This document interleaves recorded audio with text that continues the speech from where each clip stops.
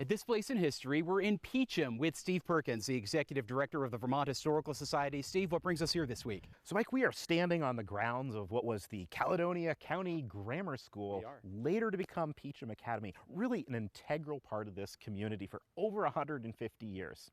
We're going to go chat with Frank Miller, who attended Peacham Academy, also happens to be the vice president of the Peacham Historical Association. So we're going to head up to the site of the original building.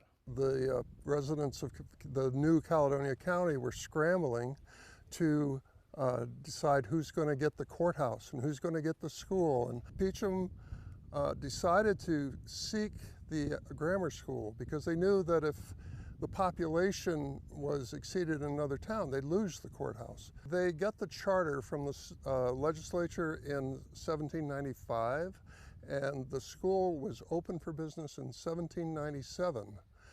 Now, the original school was actually up on top of the hill here. In those early years, Thaddeus Stevens was one of our students here.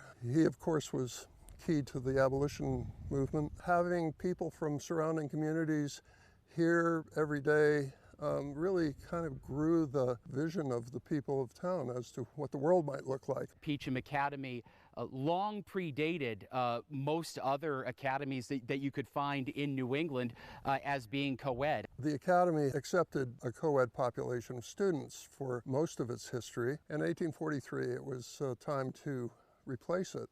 And they decided at that time to move it right here. The academy really took off in the early 1900s. That continued until about 1965. Financial realities started to impact the school, and by 1971 they were no longer viable. I actually went to junior high there in '66. And the graduating class was 71, last one. The academy closed, they had a big auction. 1976, a big fire started in the belfry of the academy and burned it down. Most of these buildings were associated with the academy. And it wasn't just kids from Peacham, right? I mean, there were kids, there were dorms here, kids were living here. Yeah. And in the 60s, because of the financial pressures, they made a shift to have a boarding student population. So suddenly we had many students from Massachusetts, Connecticut, but also as far away as Texas and Colorado. And this building behind us was the gymnasium. It was originally the Methodist church in Peacham that was converted. And there's still a gym on the top floor. It's a town hall. The boys' dormitory was built in 1963. That's the long building at the top of the hill. That was the science building. That was built in 1965.